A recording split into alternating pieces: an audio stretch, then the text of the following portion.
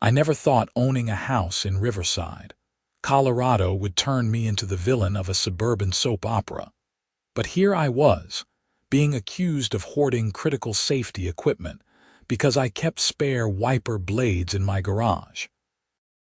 My name is Isaac Northrop, and I had been living in the Riverside Pines community for 3 years when everything went sideways. I worked as an automotive technician at Morrison's auto shop downtown, which meant I knew cars inside and out. Part of my job was staying prepared, and that included keeping spare parts around. Living in Colorado, where winter storms could dump 2 feet of snow overnight and temperatures could swing 40 degrees in a single afternoon, meant being ready for anything. I kept spare wiper blades, extra windshield washer fluid, jumper cables, and tire chains in my garage. It was common sense. The trouble started on a gray Tuesday morning in mid-January. I was under the hood of my Silverado, replacing the wiper blades before the weekend storm everyone was talking about. The Weather Service had issued warnings about a massive system moving in from the Rockies, predicting blizzard conditions and near-zero visibility. I had just finished installing the new blades when I heard the clicking of heels on my driveway. "Excuse me, Isaac." I looked up to see Patricia Carmichael, the HOA president, standing there with her clipboard clutched to her chest like a shield. Patricia was in her late 40s, with blonde hair styled into that generic suburban mom cut that required speaking to managers everywhere. She wore a cream-colored cardigan despite the cold, and her lips were pressed into a thin line of disapproval. "Morning, Patricia," I said, wiping my hands on a rag. "What can I do for you?" She glanced down at her clipboard, then at the packaging from the wiper blade sitting on my workbench visible through the open garage door. "I need to discuss something with you. It has come to the board's attention that you've been stockpiling automotive supplies." I blinked. "Stockpiling? I'm an auto mechanic. I keep spare parts. That's not stockpiling, that's being prepared." The HOA has received complaints from several residents about the appearance of commercial inventory in a residential garage, she said, her voice taking on that officious tone that made my teeth ache. "It creates an unsightly appearance and suggests you may be running a business from your home, which violates our covenants." "My garage door is closed 99% of the time," I said, forcing myself to stay calm. "And I'm not running a business. These are personal supplies." Patricia's expression hardened. "Nevertheless, the board has voted and we're implementing a new community preparedness initiative. All residents with excess emergency supplies are required to contribute to a community stockpile. We're establishing it in the clubhouse. It's only fair that everyone has access to critical supplies during emergencies." I stared at her. "You want me to give my spare parts to the HOA?" "To the community," she corrected. "We're all in this together, Isaac. Some residents don't have the means or knowledge to prepare for winter weather. This initiative ensures everyone is taken care of. Then those residents can go to AutoZone like everyone else," I said. "I paid for these supplies with my own money. They're mine." Patricia's face flushed. "This is exactly the kind of selfish attitude that divides communities. The board has the authority under Section 8, Paragraph 4 of the Covenants to implement community welfare programs. I'm here to collect your excess supplies, starting with those spare wiper blades I see in your garage." I turned to look at the shelf where I kept my automotive supplies. I had maybe 6 sets of wiper blades in various sizes, a couple for my truck, some for my girlfriend Diana's sedan, and a few extras because they were on sale last month. "No. I'm sorry." Patricia's voice went up an octave. I said no. "Those are my property and you have no right to take them." "The board has every right," she snapped. "And if you refuse to comply, you'll face fines. $50 per day until you surrender the excess supplies. Excess according to who? I demanded. I own 3 vehicles. Those blades fit different models. There's nothing excess about being prepared. The board determines what constitutes excess, Patricia said. And we've determined that more than 1 spare set per household is excessive. You have until Friday to deliver the surplus supplies to the clubhouse, or the fines begin. She spun on her heel and marched back down my driveway, leaving me standing there in disbelief. I called my girlfriend Deanna Rodriguez that evening. She was a paralegal at a law firm in Denver, and she had a better head for legal matters than I did. They can't do that, Deanna said immediately. That's not how HOAs work. They can regulate exterior appearance in common areas, but they can't just confiscate your personal property. That's what I thought, but she was waving the covenants around like they gave her the right to empty my garage, I said. What do I do? First, don't give them anything. Second, I'll look at your covenants tonight. Email me a copy. Third, document everything. If she comes back, record the conversation. Get everything in writing. I sent Deanna the covenant documents that night. She called me back an hour later, and I could hear the frustration in her voice. Okay, so there is a clause about community welfare programs, but it's incredibly vague. It talks about voluntary contributions during emergencies, not mandatory confiscation. They're interpreting it way beyond its intended scope. You need to push back formally. Write to the board, cite the actual language, and refuse to comply. I spent the next evening drafting a letter to the HOA board. I kept it professional but firm, explaining that I would not be surrendering my personal property and that their interpretation of the covenants was incorrect. I cited the specific section Patricia had mentioned and pointed out that it referenced voluntary contributions, not mandatory seizures. I sent it via email and certified mail on Wednesday. Friday morning, I found a violation notice stapled to my front door. It was printed on official HOA letterhead and informed me that I was being fined $50 per day, effective immediately, for non-compliance with community welfare directives. The notice also stated that if I didn't comply within 7 days, the fines would increase to $100 per day, and the HOA would pursue legal action to place a lien on my property. I photographed the notice and called Deanna. They're not backing down, I told her. They're threatening a lien. Let them try, Deanna said. They have no legal basis, but Isaac, you need to be prepared for this to get ugly. HOAs can be incredibly stubborn and they have money set aside for legal fees. Are you ready for a fight? I'm not giving them my wiper blades, I said. It's the principle of the thing. If I cave on this, what's next? Do they take my tools, my winter tires? Then we fight, Deanna said. I'll talk to one of the attorneys at my firm. We'll draft a formal response and threaten a countersuit for harassment. That weekend, the storm hit. It was as bad as predicted, maybe worse. Snow fell so thick you couldn't see across the street. The wind howled, creating drifts that buried cars and blocked doorways. I spent Saturday morning clearing my driveway, watching my neighbors struggle to do the same. Several people on my street were unprepared. Old Mr. Henderson, 3 doors down, didn't even have a proper snow shovel. I lent him mine and helped him clear his walk. By Saturday afternoon, the community Facebook page was blowing up with people asking for help. Several residents had been caught out in the storm and now had cars with damaged wiper blades or dead batteries. The posts were desperate, asking if anyone had spare supplies. Patricia Carmichael posted on the page that evening.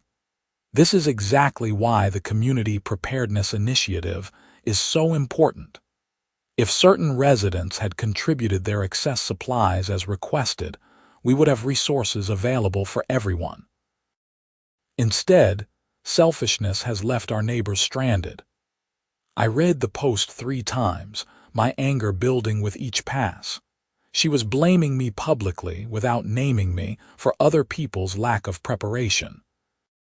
The comments section filled with people agreeing with her, talking about how community should come first and how hoarding was unacceptable. Diana called me. Don't respond. Don't engage on social media. Let them dig their own hole. She's making me the villain because people didn't prepare for a storm everyone knew was coming, I said. I know, and it's garbage, but responding will only make it worse. Trust me. I followed her advice, but it was hard. Over the next few days, I noticed some of my neighbors avoiding eye contact. A couple of people I usually waved to walked past without acknowledging me. The HOA was turning the community against me. On Tuesday, I received an email from the HOA board. It wasn't from Patricia this time, but from the vice president, Margaret Winters. The email informed me that my account now showed $350 in fines, and that if payment wasn't received within 10 days, they would proceed with filing a lien. The email also invited me to attend the next board meeting on Thursday evening to discuss my concerns in a productive manner. I showed the email to Deanna. Should I go? Absolutely, she said. I'm coming with you, and I'm bringing documentation. Thursday evening, Deanna and I walked into the Riverside Pines clubhouse at 6:30. The building was a bland, single-story structure with beige walls and industrial carpeting. The board sat at a long table at the front of the room, Patricia in the center with Margaret Winters on her left, and 3 other board members spread out beside them. About 20 residents filled the folding chairs facing the board. Patricia looked up as we entered, and her expression soured. Isaac, thank you for coming. We'll hear your comments during the open forum portion of the meeting. We sat in the back row. Deanna had a folder full of documents in her lap and gave me a reassuring nod. The meeting started with standard business: approval of last month's minutes, financial reports, discussion of landscaping contracts. I barely listened, my focus on the upcoming confrontation. Finally, Patricia announced the open forum. Residents may now address the board. Please keep comments to 3 minutes per person. I stood up. I'm here to address the so-called Community Preparedness Initiative and the fines you've levied against me. Patricia gestured for me to come forward. I walked to the front of the room, very aware of everyone's eyes on me. I received a notice demanding I surrender my personal property to the HOA, specifically spare automotive parts I keep in my garage, I said. When I refused, you started fining me $50 a day. I'd like to know what legal authority you think you have to confiscate private property. Patricia glanced at the other board members before responding. As I explained to you, Isaac, the covenants grant the board authority to implement community welfare programs. We're not confiscating anything. We're asking for voluntary contributions that benefit everyone. Voluntary contributions backed by daily fines and threats of liens, I said. That's not voluntary, that's extortion. A murmur went through the room. Patricia's face reddened. You're being dramatic. The Community Preparedness Initiative is designed to help residents who lack the means to prepare for emergencies. During last weekend's storm, several of our neighbors needed assistance. If you had contributed your excess supplies, we could have helped them. My supplies aren't excess, I said. And other people's failure to prepare for a storm that was forecasted for a week isn't my responsibility. I'm an automotive technician. I keep spare parts because it's part of my profession and my personal preparedness. You have no right to take them. We have every right, Margaret Winters interjected. The covenants are clear. Deanna stood up from her seat. Actually, they're not. May I approach? Patricia looked annoyed but nodded. Deanna walked forward and handed a document to each board member. My name is Diana Rodriguez, and I'm a paralegal. I've reviewed the Riverside Pines covenants in detail. Section 8, Paragraph 4, which you're citing as authority, reads as follows. The board may establish community welfare programs during emergency situations, including the solicitation of voluntary contributions from residents. The word voluntary appears 3 times in that section. Nowhere does it grant the board authority to mandate contributions or fine residents for refusing.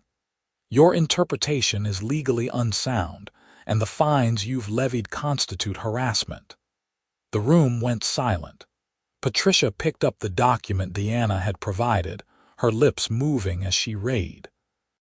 Furthermore, Deanna continued, by publicly implying that Mr. Northrop is responsible for other residents' difficulties during the storm, you've engaged in defamation. We have screenshots of the Facebook posts, and we're prepared to file suit if this continues. This is ridiculous, Patricia said, but her voice had lost some of its confidence. The board acted in good faith for the benefit of the community. Good faith doesn't override property rights, Deanna said. You have no legal authority to take Mr. Northrop's possessions, and you have no basis to fine him for refusing to surrender them. We're demanding you rescind the fines immediately and issue a public statement clarifying the voluntary nature of any community preparedness program. Margaret Winters leaned over to whisper to Patricia. The other board members looked uncomfortable. Finally, Patricia cleared her throat. We'll take this under advisement and respond in writing within 5 business days, she said. That's not good enough, I said. You've already damaged my reputation in this community. I want the fines dropped now tonight, and I want a public apology. We'll respond in 5 business days, Patricia repeated, her tone icy. This meeting is adjourned. Deanna and I left the clubhouse with the eyes of 20 residents following us. As soon as we got to my truck, I let out a long breath. That went better than I expected, Deanna said. They're not going to back down, I said. Did you see Patricia's face? She'd rather burn the whole community down than admit she was wrong. Maybe, Deanna said. But we put them on notice. If they keep pushing, we have grounds for a lawsuit, and they know it. 5 business days came and went. I received no response from the HOA. The fines continued to accrue on my account. 2 weeks after the board meeting, I received a formal notice that the HOA was moving forward with placing a lien on my property for non-payment of fines, which now totaled over $1,000. Diana was livid. They're doubling down. Okay, we're filing suit. She connected me with one of the senior attorneys at her firm, a sharp-eyed woman named Caroline Fletcher who specialized in property law. Caroline reviewed everything, listened to my account, and nodded slowly. You have a strong case, Caroline said. The HOA has overstepped their authority significantly. We'll file suit for harassment, defamation, and violation of property rights. We'll also seek an injunction to prevent them from placing the lien. How long will this take? I asked. Could be months, Caroline admitted. But the injunction should come through quickly, within a couple of weeks. That'll stop the immediate threat. We filed the lawsuit the next day. I paid the filing fee and legal costs, wincing at the total but knowing I had no choice. Caroline filed the motion for a temporary injunction at the same time, and we had a hearing scheduled for 2 weeks out. The lawsuit became public record, and word spread through Riverside Pines like wildfire. The community Facebook page exploded with arguments. Some people supported me, saying the HOA had gone too far. Others defended Patricia, insisting the community preparedness initiative was necessary and I was being selfish. The division was stark, and it made living in the neighborhood increasingly uncomfortable. One evening, I came home to find someone had egged my truck. The next morning, I found a note taped to my mailbox that read "Hoarder" in block letters. I documented everything, photographed it, and sent the images to Caroline. "This is escalating," Caroline said. "File a police report. We need a record of the harassment." I drove to the Riverside Police Department and filed a report. The officer who took my statement was sympathetic, but explained that unless I had evidence of who did it, there wasn't much they could do. He said he'd have patrol increase their presence in the neighborhood. The hearing for the temporary injunction was held in Jefferson County District Court on a cold February morning. Caroline, Deanna, and I sat at one table while Patricia, Margaret, and the HOA's attorney, a stern man named Richard Pemberton, sat at the other. Judge Andrea Morrison presided, a woman in her 60s with steel-gray hair and an expression that suggested she had no patience for nonsense. Caroline presented our argument first, walking the judge through the covenants, the HOA's demands, and the fines. She submitted the documents, the Facebook posts, and the photographs of the vandalism. "Your Honor, this is a clear case of an HOA overstepping its authority," Caroline said. "Mr. Northrop has committed no violation. He's simply exercising his right to keep personal property in his own home. The HOA's response has been punitive, retaliatory, and illegal." Richard Pemberton argued for the HOA, claiming the board had acted within its discretion, and that the fines were appropriate for a resident who refused to comply with a valid community program. Judge Morrison listened without expression, occasionally making notes. When both sides had finished, Judge Morrison looked over her glasses at Pemberton. "Counselor, you're asking this court to believe that an HOA board can mandate residents surrender personal property under threat of fines and liens. Is that your position?" "The covenants grant broad discretion to the board for community welfare," Pemberton said. "Broad discretion is not unlimited discretion," Judge Morrison said. "I've reviewed Section 8, Paragraph 4. It explicitly references voluntary contributions. There's no ambiguity here." The board exceeded its authority. She turned to Patricia. "Madam, are you the HOA president?" Patricia stood. "Yes, Your Honor." "Did it occur to you that demanding someone surrender their personal property might be illegal?" Patricia's composure cracked. "We were trying to help the community. Some residents were struggling during the storm." "That's admirable, but it doesn't give you the right to take other people's belongings," Judge Morrison said. "I'm granting the temporary injunction. The HOA is prohibited from placing a lien on Mr. Northrop's property, and all fines related to this matter are hereby suspended pending the outcome of the full lawsuit. Furthermore, I'm ordering the HOA board to issue a written statement to all residents clarifying that participation in any community preparedness program is strictly voluntary." I felt a wave of relief wash over me. Deanna squeezed my hand under the table. "Thank you, Your Honor," Caroline said. We left the courthouse, and I felt lighter than I had in weeks. The injunction was in place, and the judge had clearly seen through the HOA's overreach. But I knew this wasn't over. The full lawsuit would take months, and Patricia Carmichael didn't strike me as someone who accepted defeat gracefully. I was right. The written statement the HOA sent out to residents was technically compliant with the judge's order, but it was passive-aggressive as hell. It clarified that participation was voluntary, but included language about community-minded residents who prioritize their neighbors' welfare over personal convenience. It was a thinly veiled jab at me, and everyone knew it. The harassment continued. Someone left a pile of trash on my lawn. Another note appeared. this one calling me a selfish jerk. My mailbox was knocked over one night. Each incident was reported to the police, documented and forwarded to Caroline. She added them to our case file, building a record of the HOA's retaliation. March came, and with it a shift in the weather. The snow began to melt, revealing the brown grass and remnants of winter. The next board meeting was scheduled for mid-March, and I decided to attend. Deanna came with me again, and so did Caroline, who wanted to observe the board's behavior firsthand. The meeting was tense. Patricia glared at us as we entered but said nothing.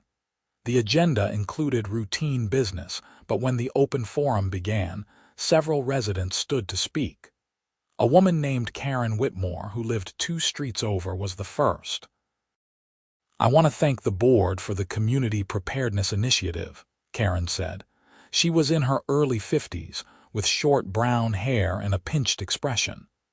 "It's unfortunate that some people value their possessions more than their neighbor's safety." Another resident, Tom Bridges, spoke next. "I think the board has been unfairly attacked. They were trying to do something good and they've been dragged through the courts for it. It's shameful." I listened to 3 more residents echo similar sentiments before I stood up. "I'd like to respond," I said. Patricia looked like she wanted to refuse but nodded curtly. I walked to the front. "I've heard a lot tonight about community and helping neighbors, and I agree those things are important.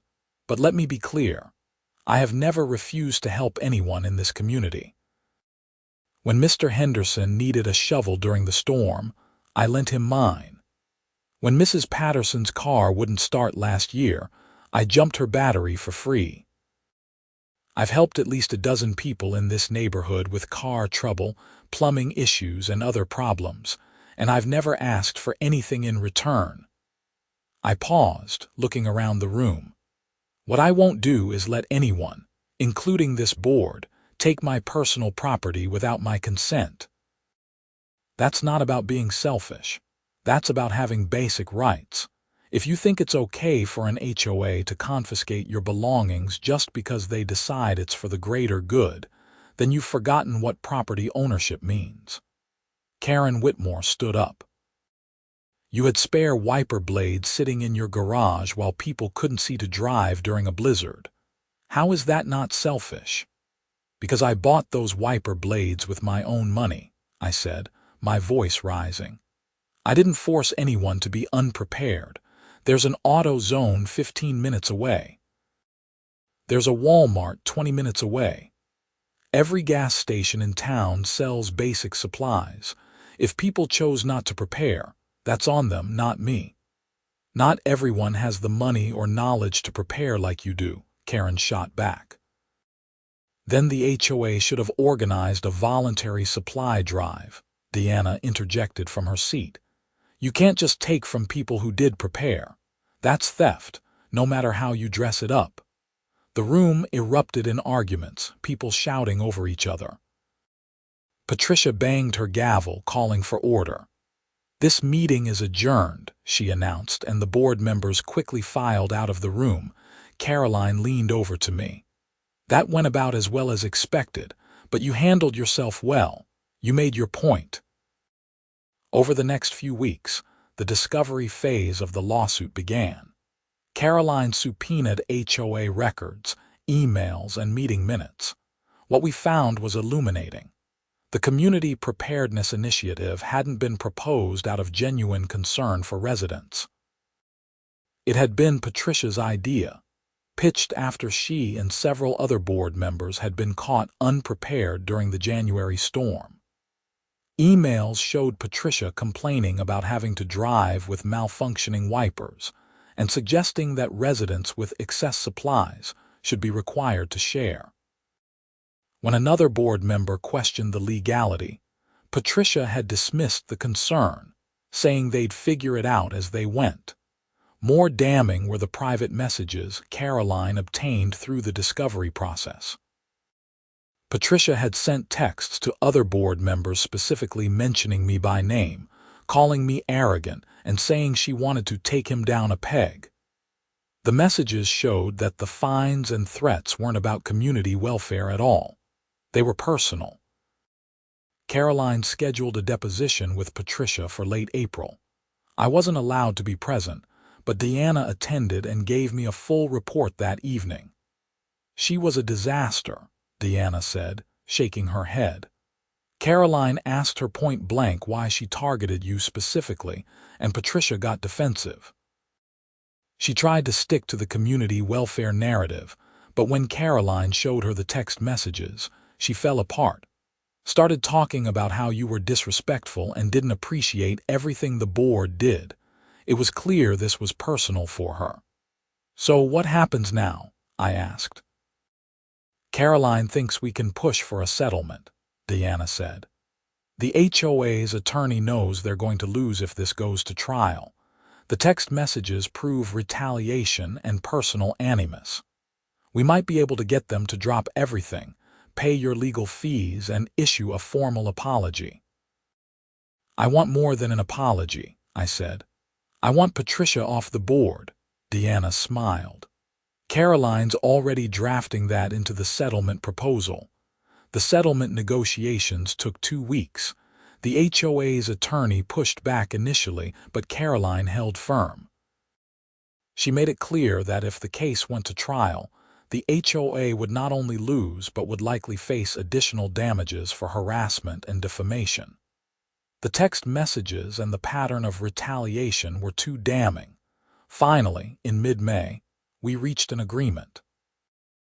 The HOA would drop all fines, pay my legal fees in full, issue a formal written apology to be sent to all residents, and revise the covenants to explicitly prohibit mandatory property contributions.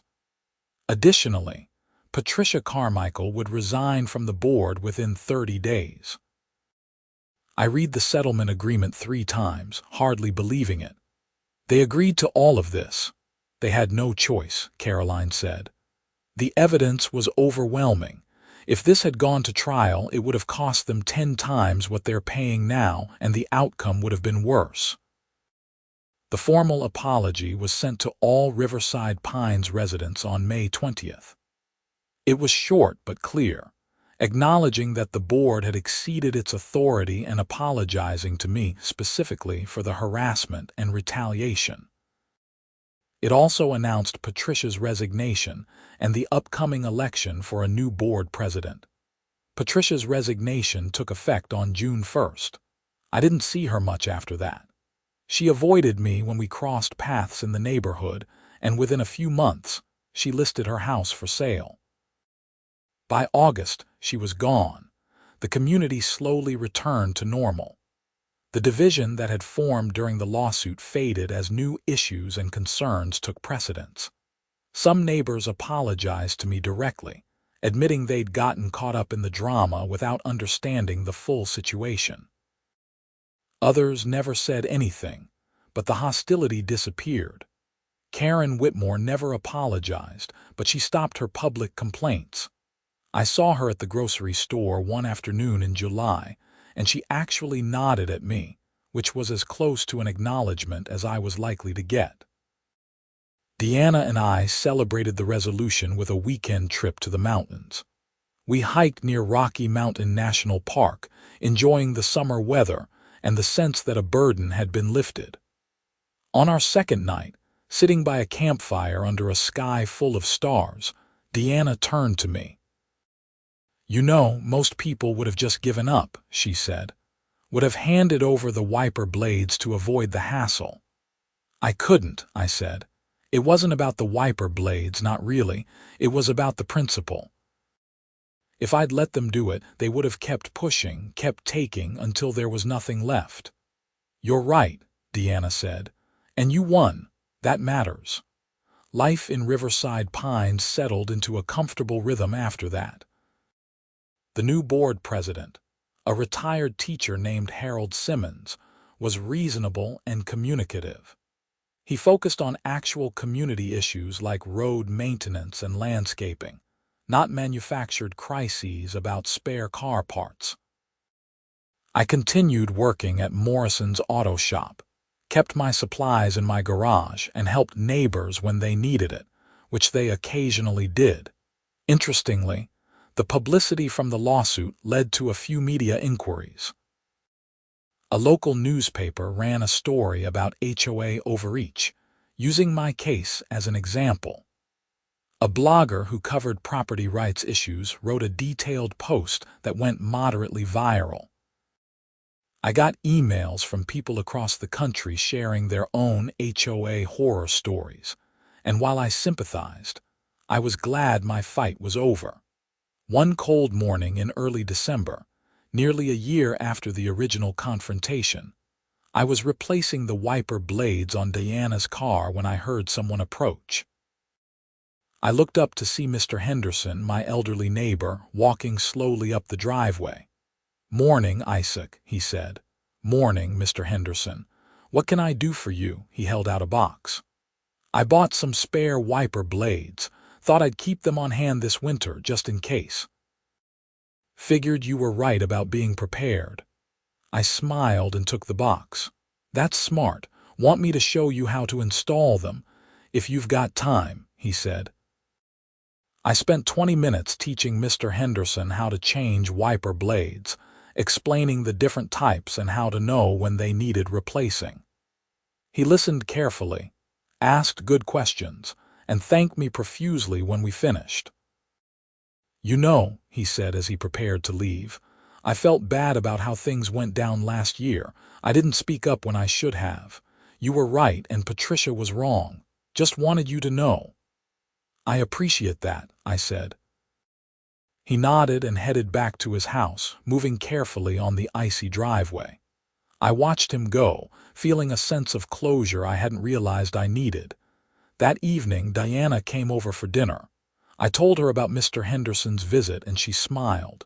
"See, you changed things. People learned from what happened." "Maybe," I said. "Or maybe they just realized that HOAs shouldn't act like dictatorships." "Either way, it's progress," Diana said. Winter came in full force that year, just like the year before. Storms rolled through, dumping snow and ice across Colorado. But I was ready. I had my spare wiper blades, my extra windshield washer fluid, my jumper cables, and all the other supplies I kept on hand. And this time, nobody tried to take them from me. The Riverside Pines community faced the winter together, helping each other when needed, but without the manufactured drama of forced contributions and authoritarian board members. It was how a neighborhood should work: voluntary cooperation instead of compulsory compliance.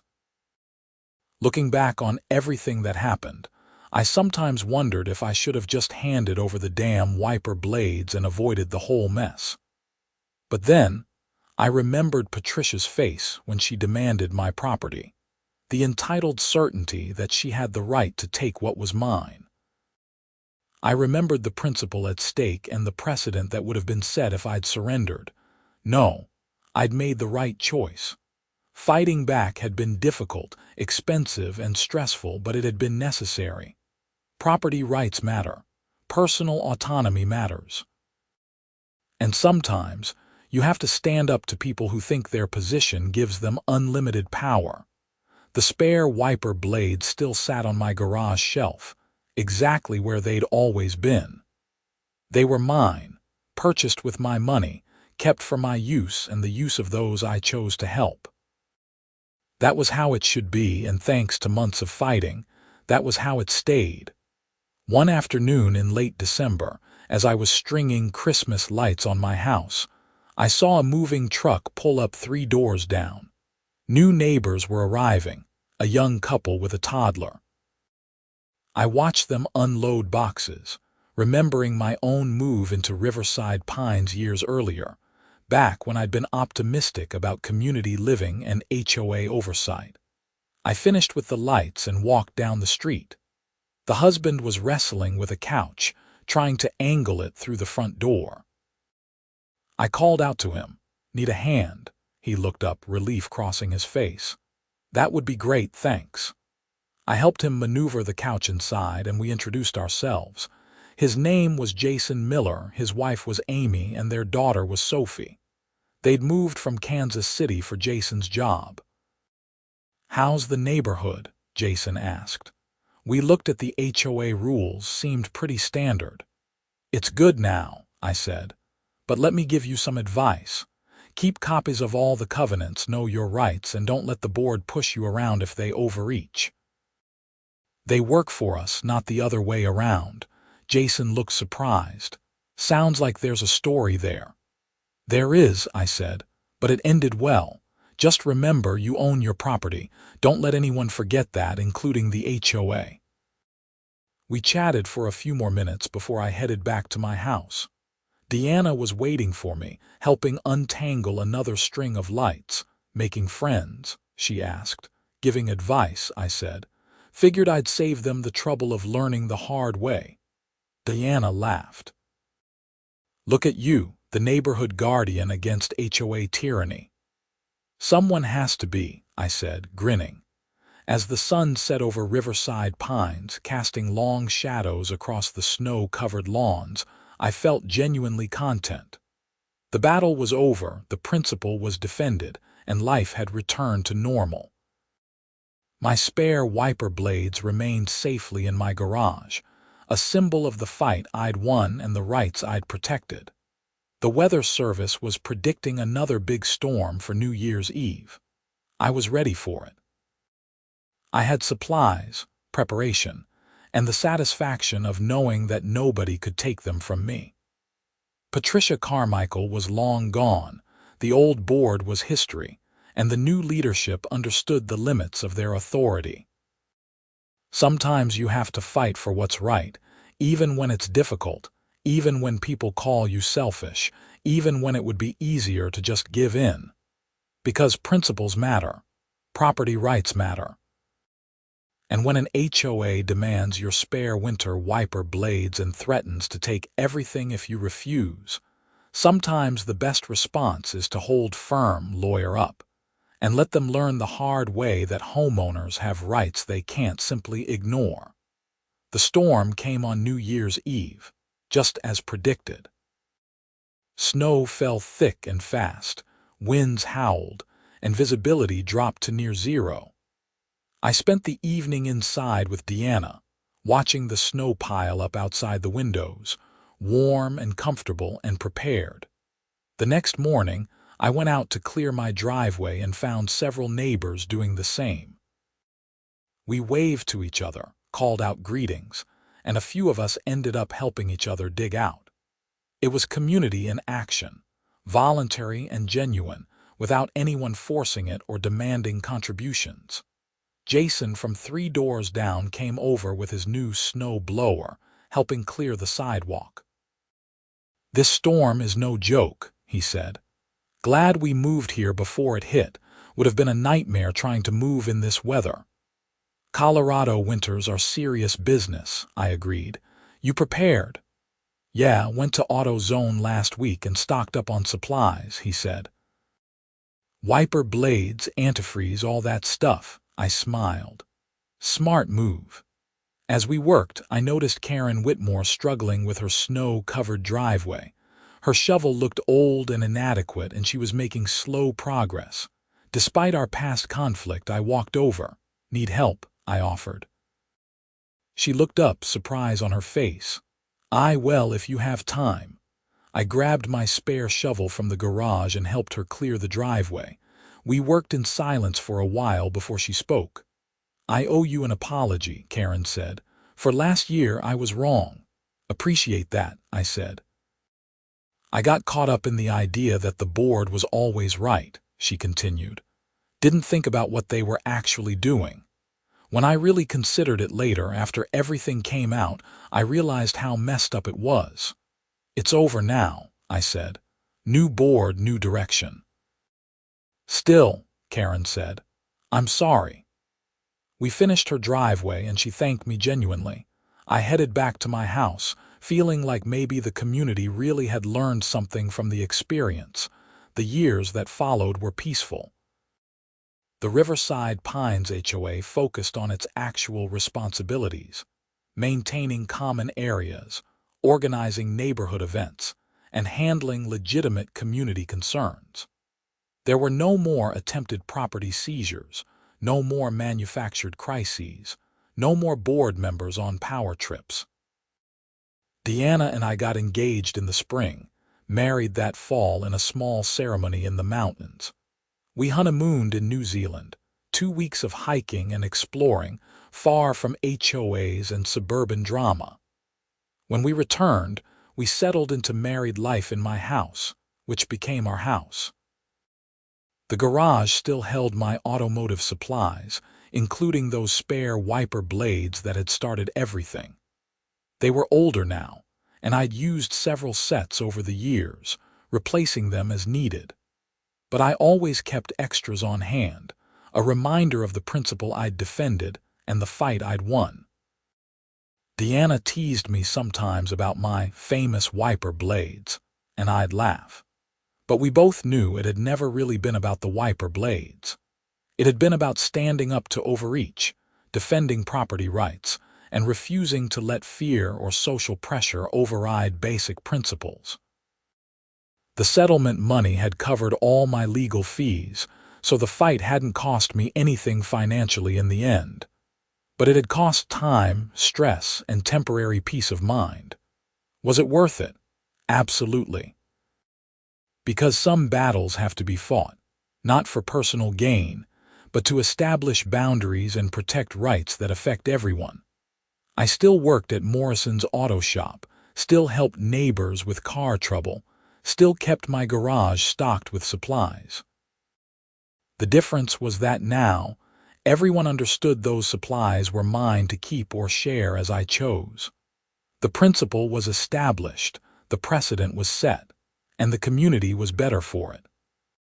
One evening, a few years after everything had settled, I was invited to speak at a county meeting about HOA governance reform. Apparently, my case had caught the attention of local officials who were concerned about HOA overreach in the area. I almost declined, not being much for public speaking, but Diana convinced me to do it. I stood before a room of county commissioners, HOA board members, and residents, and told my story. I explained how a simple request for spare wiper blades had escalated into fines, threats, and eventually a lawsuit. I talked about property rights, the limits of HOA authority, and the importance of checks and balances in community governance. The response was mixed. Some board members looked defensive, others thoughtful.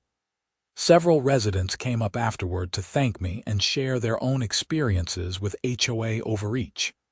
A county commissioner told me they were considering new regulations to clarify HOA powers and protect homeowners. "You might have started something bigger than you realize," the commissioner said. "Cases like yours highlight problems in the system that need addressing." Driving home that night, Deanna squeezed my hand. "I'm proud of you," she said. "You could have just paid the fines and moved on, but you fought back, and now you're helping change things for other people." "I just wanted to keep my wiper blades," I said, grinning. "It was never about the wiper blades," Deanna said, echoing words she'd said years before. "No," I agreed. "It wasn't." The seasons continued to cycle through Riverside Pines. Summers brought block parties and neighborhood barbecues. Falls brought changing leaves and Halloween decorations. Winters brought snow and cold and the annual preparation rituals. And through it all, life remained peaceful and normal, the way it should be. The spare wiper blades sat on my garage shelf, a mundane collection of rubber and metal that had somehow become a symbol. Every time I saw them, I remembered Patricia Carmichael's entitled Demand, the stress of the lawsuit, and the satisfaction of winning. I remembered Judge Morrison's clear-eyed assessment of the situation and Caroline Fletcher's skilled advocacy. I remembered Diana's unwavering support and the community's gradual understanding of what had really been at stake. Most of all, I remembered the principle: property rights, personal autonomy. The idea that your home is yours, and nobody, not even an HOA board, can simply take what belongs to you because they've decided it's for the greater good. That principle mattered then, and it matters now. It's a lesson some people learn easily and others have to be taught through legal action. Patricia Carmichael had learned it the hard way, and in doing so, she taught it to the entire community. Years passed, and the story of the wiper blade battle became something of a legend in Riverside Pines. New residents heard about it when they moved in, usually as a cautionary tale about HOA overreach and a reassuring story about homeowners' rights. The current board members referenced it occasionally when discussing new policies, always making sure to respect property rights and individual autonomy. I eventually left Morrison's auto shop and opened my own small garage, specializing in winter vehicle preparation. Business was good, especially in the months before Colorado's brutal winters. People brought their cars in for winterization, and I made sure they left with everything they needed: good wiper blades, proper antifreeze, working heaters, and reliable batteries.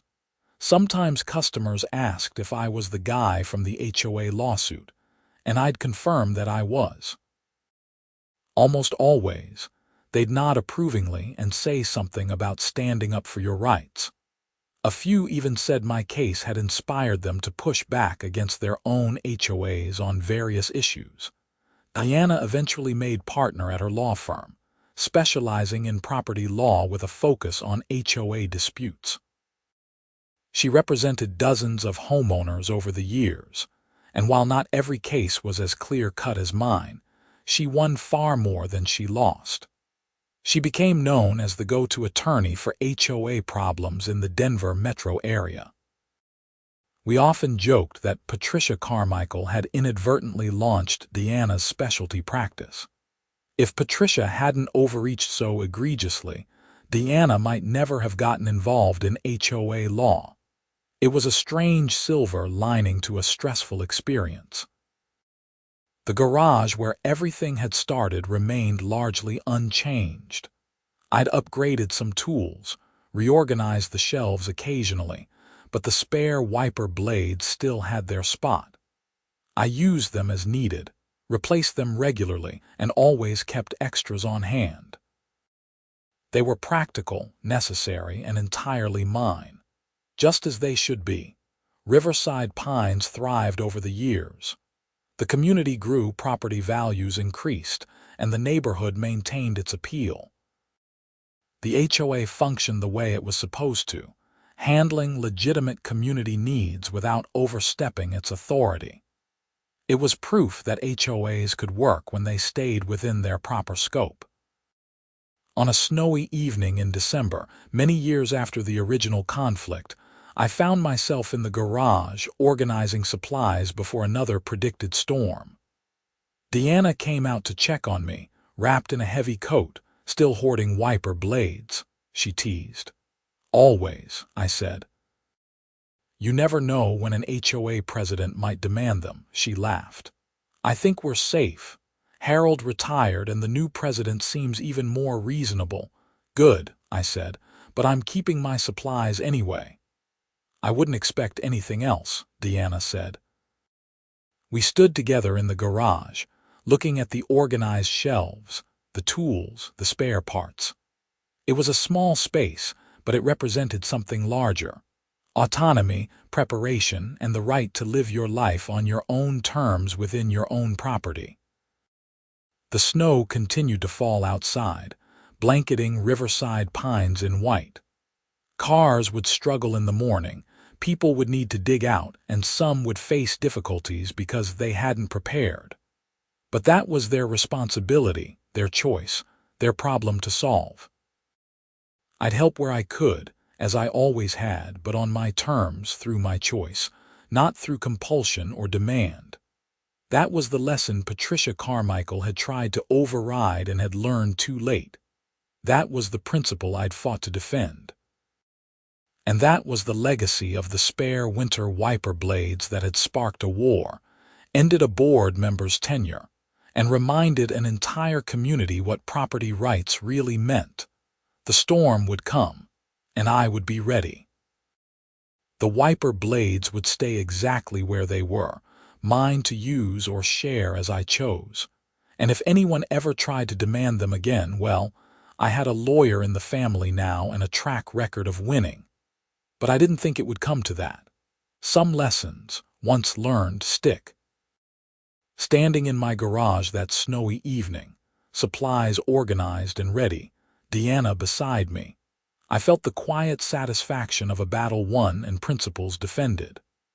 The spare wiper blades sat on their shelf, ordinary objects that had become extraordinary through the stand I'd taken to keep them. And that, in the end, was exactly how it should be.